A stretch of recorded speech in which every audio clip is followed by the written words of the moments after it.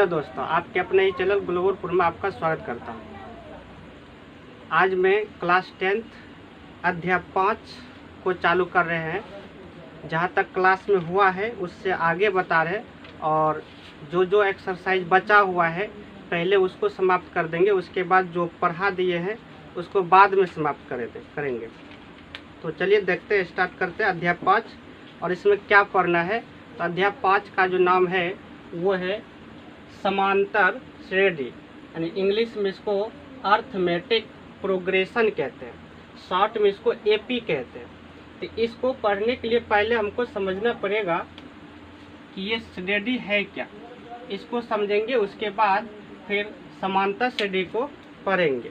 तो पहले श्रेणी कुछ लेते हैं और क्रम लेते हैं, अनुक्रम, उसके बाद उसको समझेंगे। जिस तरह से दूसरा तीसरा कक्षा में पढ़े होंगे कि कुछ अनुक्रम दिया रहता है, जैसे 5, 10, 15, 20, और बोल देता है कि इसके आगे का 5 लिखिए, इसको देख के किस क्रम में सजा हुआ है। इसको अगर देखें तो 5, 10 यानी 5, 5 बढ़ा हुआ है, इसलिए आगे अगर बोलता है तो 5, 5 जोड़ के लिख देते इस तरह से। तो इसी तरह का कुछ क्रम यानी अनुक्रम आता है, श्रेणी आता है। तो ये समांतर श्रेणी है, कुछ खास टाइप का होता है। तो सबसे पहले देख लेते हैं कि समांतर श्रेणी क्या होता है। तो देखिए, वह श्रेणी जिसमें दो क्रमागत पदों का अंतर हमेशा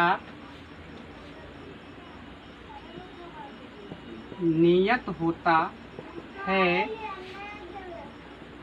तो उसे समांतर श्रेणी कहते हैं। ये समांतर श्रेणी का परिभाषा हो गया। वह श्रेणी जिसमें दो क्रमागत पदों का अंतर हमेशा नियत होता है, तो उसे समांतर श्रेणी कहते हैं। इसको संक्षेप में हम लोग एपी बोलेंगे, एपी से सूचित करेंगे, यानी अर्थमेटिक प्रोग्रेशन। अब कुछ एग्जाम्पल देखते हैं कि ऐसा क्या श्रेणी है, क्या अनुक्रम है जो इसको पालन करता है। देखते हैं एग्जाम्पल में। अगर मान लीजिए एक नंबर ले 2, 4, 6, 8, 10 इस तरह से, और दूसरा ले तो -8, -5, -2, +1, 4, 7 इस तरह से चलेगा। तीसरा अगर ले 19, 18, 17, 16, 15, ये 2-3 गो एग्जाम्पल लिए हैं। तो इसमें देखते हैं कि प्रत्येक पद यानी दो क्रमागत पदों का अंतर जो होता है वो हमेशा समान होता है। यहाँ अगर बात करें तो इसमें देख रहे 2, 4, 6, 8, 10, मतलब प्रत्येक अगला पद जो मिल रहा है वो 2-2 जोड़ने के बाद हो रहा है। अर्थात दो क्रमागत पद को अंतर दिखेगा। जैसे 4 में 2 घटा दिए तो 2 हो गया, 6 में 4 घटा दिए 2 हो गया, 8 में 6 घटा दिए 2 हो गया, 10 में 8 घटा दिए 2 होगा। यहाँ हमेशा बराबर आ रहा है दो क्रमागत पदों का अंतर। उसी तरह यहाँ -8 में -5 को अगर घटा देगा तो -3 होगा। उसी तरह ये -5 में -2 को घटा देंगे तो माइनस, उल्टा घटना है कि -5 में -8 को घटाएंगे तो +3। उसी तरह -2 में -5 को घटाना है तो +3, और 1 में इसको घटाना है +3, 4 में एक घटाना है +3। तो इसमें प्रत्येक अगला पद जो है वो 3-3 जोड़ने के बाद आ रहा है। अर्थात दो क्रमागत पदों का अंतर जो है वो हमेशा समान है।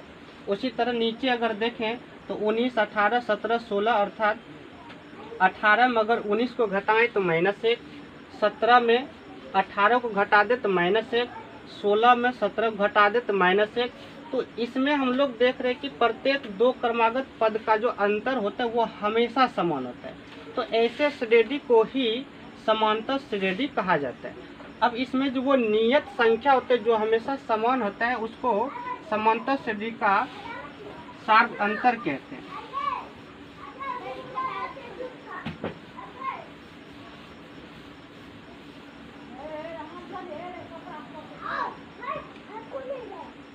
अब नियत संख्या जो उसमें निकलता है, जो कि अंतर घटाने के बाद जो नियत संख्या निकलता अंतर, उसको जो है हम लोग समांतर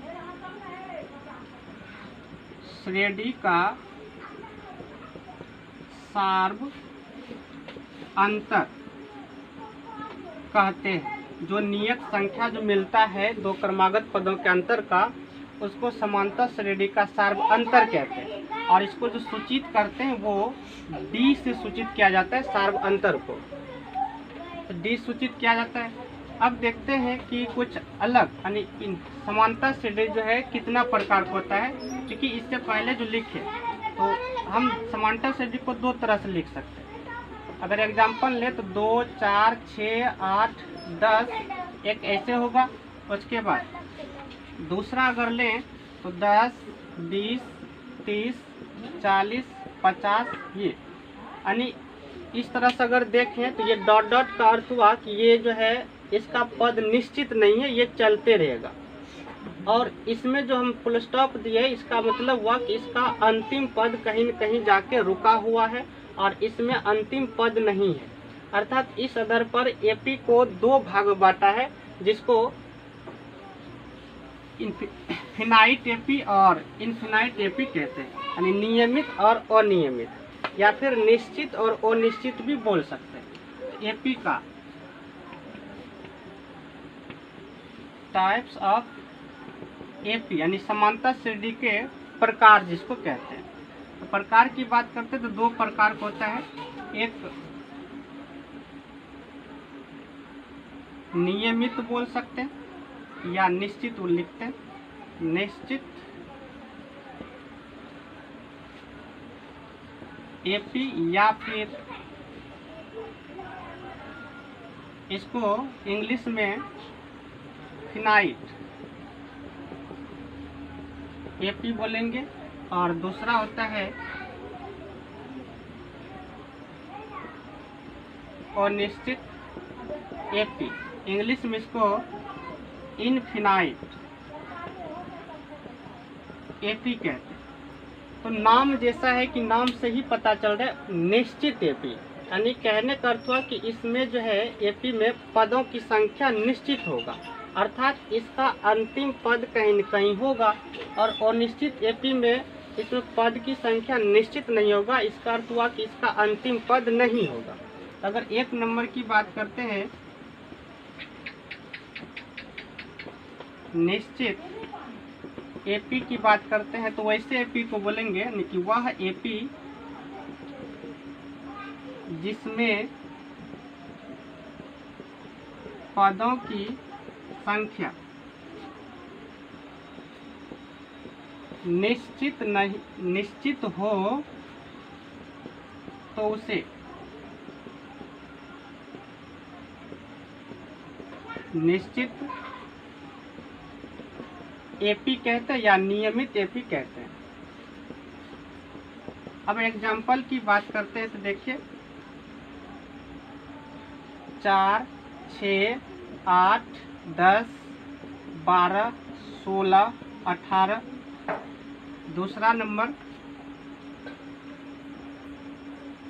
-12, -15, -18, -21, -24, -27।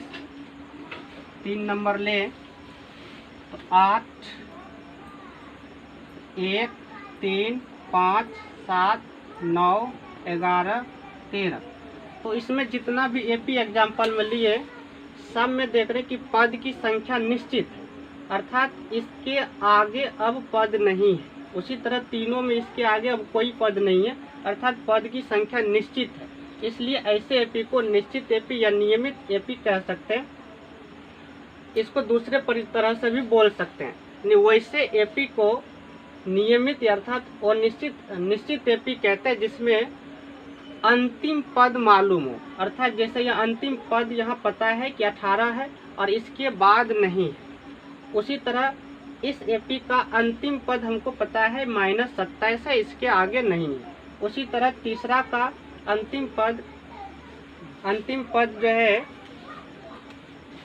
13 है, जो कि पता है। तो अर्थात जिस एपी का अंतिम पद दिया हो उसको निश्चित बोलेंगे। अब देख लेते हैं 2 नंबर अनिश्चित।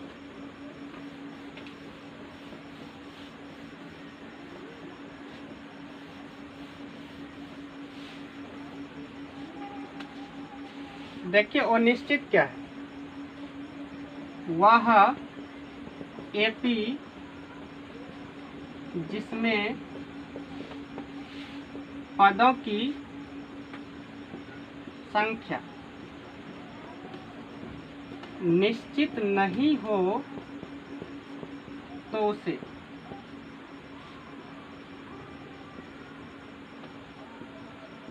अनिश्चित एपी या अनियमित एपी बोल सकते हैं।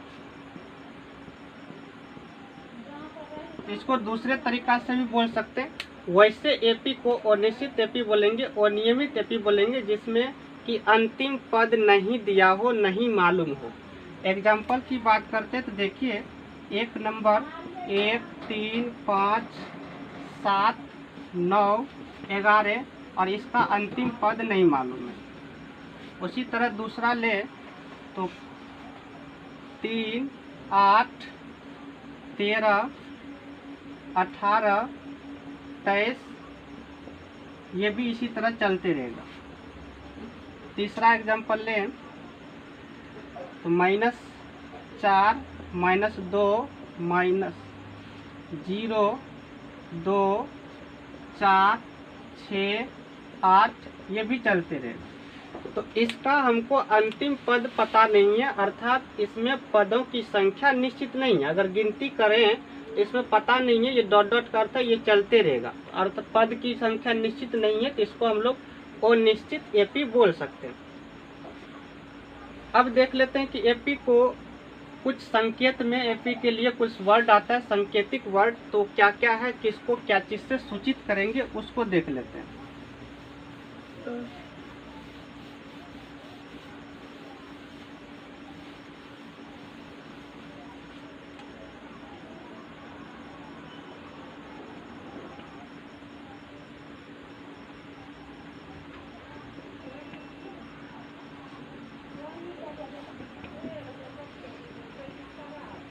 कुछ संकेत देख लेते हैं एपी में, जो संकेत वर्ड यूज करेंगे तो किसको किससे सूचित करेंगे उस चीज को देख लेते हैं। अगर किसी एपी के प्रथम पद को सूचित करना है तो एपी के प्रथम पद को ए से सूचित करेंगे या फिर टी से भी सूचित किया जाता है, ए या A1 भी बोल सकते हैं। तो एपी के प्रथम पद को ए या A1 से सूचित किया जाता है। उसी तरह आगे बढ़ें तो सार्व अंतर पर है। सार्व अंतर बोले 2 पदों के अंतर जो होता है एपी में उसको सार्वंतर कहते हैं। तो सार्व अंतर पहले भी लिख चुके हैं। एपी के सार्व अंतर को डी से सूचित किया जाता है। अगर एपी में मान लीजिए n पद हो तो प्रत्येक पद को किससे सूचित करेंगे, तो एपी के प्रथम, दूसरा, तीसरा डॉट डॉट डॉट एनवा पद को, यानी एपी के प्रथम, दूसरा, तीसरा इसी तरह डॉट डॉट डॉट यानी एनवा पद को अगर सूचित करना हो तो किससे सूचित करेंगे, तो एनवा पद को क्रमशः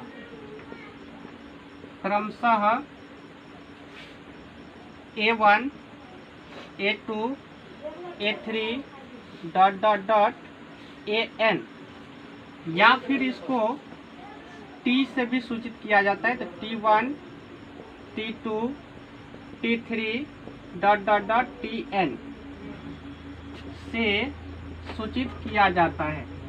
तो AP के जो पद है उसको जो सूचित करेंगे हम लोग A1 A2 A3 इसी तरह जो भी आएगा उसको लेंगे, और या फिर इसको T1 से भी T2 T3 से भी सूचित किया जाता है। ये AP के पद को सूचित करेंगे, सार्वंतर को D सूचित करेंगे, और AP के प्रथम पद को A या A1 ले सकते हैं। तो ज़्यादातर A का ही प्रयोग करेंगे। एक और बच जाता है AP के N पदों का योग अगर निकालना हो, AP के N पदों के योग को हम लोग SN या फिर केवल S भी लिख सकते हैं। SN या S से सूचित किया जाता है। तो ये था कुछ संकेत वर्ड जो कि AP में हम लोग यूज करते हैं बार बार, उसको देख लिए। अब इसके बाद देखते हैं आगे।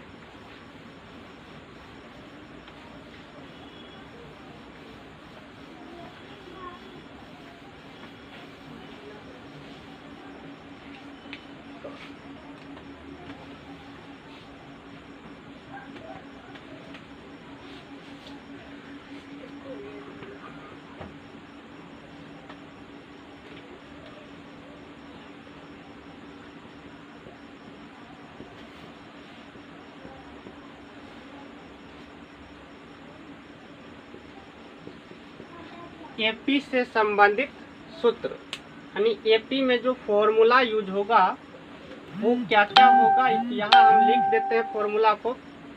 तो देखिए पहला जो होगा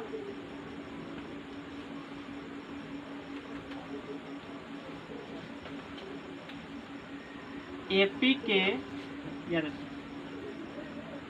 यदि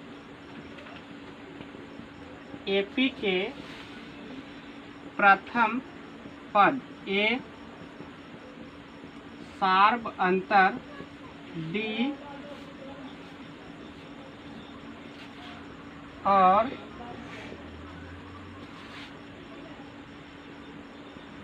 पदों की संख्या n हो, तब यानी मान लिए किसी AP का प्रथम पद A है और सार्वंतर D है और उसमें पदों की जो संख्या है वो n है, तब जो है अगर AP का पूछ दिया कि nवां पद बताइए क्या होगा, तो AP का जो nवां पद अभी तुरंत ऊपर में सूचित किए Tn या फिर An से सूचित करेंगे। तो AP का nवां पद अगर बोलता है तो nवां पद के लिए An या इसको Tn से सूचित करेंगे। इतना बराबर फॉर्मूला होता है A plus n-1 into D। ये हुआ AP के nवां पद निकालने का फॉर्मूला। nवां पद अर्थात 10वां पद, 20वां पद, 25वां पद, जो पद बोलेगा उसको हम इसमें बिठा के आराम से निकाल सकते हैं। अब अगर सार्व अंतर निकालना हो, सार्व अंतर को सूचित D से किए हैं, तो सार्व अंतर कैसे निकालते हैं? सार्व अंतर, तो सार्व अंतर अर्थात D जो निकालता है ना, यानी इसमें हम D का परिभाषा बोले कि दो क्रमागत पदों का जो अंतर होता है उसी को D बोलते हैं, अर्थात नियत संख्या जो आया था। इसको हम अगला पद घटा पिछला पद बोल सकते हैं। तो अगला पद माइनस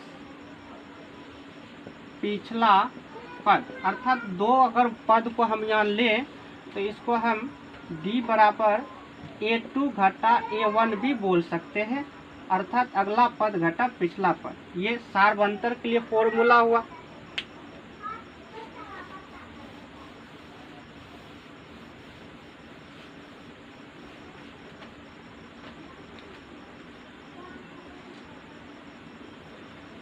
तीन नंबर। अब आगे जो एक फॉर्मूला आएगा योग से संबंधित, देखिए प्रथम n